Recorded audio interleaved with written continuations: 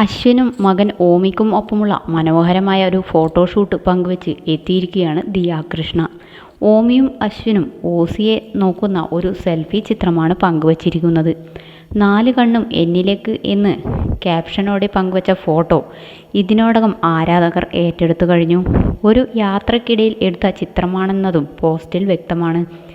എന്നാൽ കുടുംബം ഇത്രയേറെ മോശമായ ഒരു സാഹചര്യത്തിലൂടെ കടന്നുപോകുമ്പോൾ എങ്ങനെ ഇത്തരമൊരു യാത്ര നടത്താനും സെൽഫി ചിത്രം പോസ്റ്റ് ചെയ്യാനും പറ്റും എന്ന് വിമർശിച്ചുകൊണ്ട് ചിലർ വന്നേക്കാം.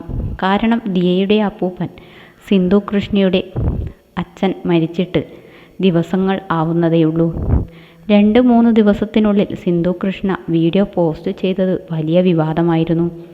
അച്ഛൻ മരിച്ചിട്ട് ദിവസങ്ങൾ കഴിയുമ്പോഴേക്കും എങ്ങനെ അതും കോണ്ടന്റ് ആക്കി വീഡിയോ ചെയ്യുന്നതിനെ വിമർശിച്ചവർക്ക് അഹാന കൃഷ്ണ മറുപടി നൽകുകയും ചെയ്തിരുന്നു. ഈ സാഹചര്യത്തിൽ ഓസിയും ഇത്തരമൊരു സോഷ്യൽ മീഡിയ പോസ്റ്റ് പങ്കുവച്ചതിന് വിമർശനങ്ങൾ വന്നേക്കാം.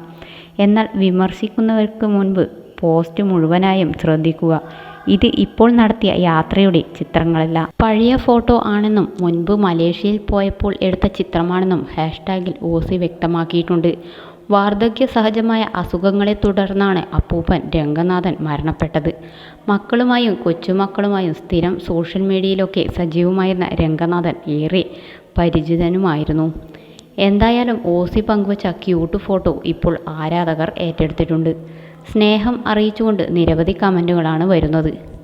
ഓമി ബേബി ഇതിനോടകം നാഷണൽ ശ്രദ്ധ നേടിയ സെലിബ്രിറ്റി കിഡാണ്. ഇന്ത്യൻ പ്രധാനമന്ത്രി നരേന്ദ്രമോദി ഓമിക്കൊപ്പമുള്ള ചിത്രങ്ങൾ പങ്കുവയ്ക്കുകയും എൻ്റെ കുഞ്ഞു സുഹൃത്ത് എന്ന് പറയുകയും ചെയ്തത് നാഷണൽ ശ്രദ്ധ നേടിയ ഒന്നായിരുന്നു.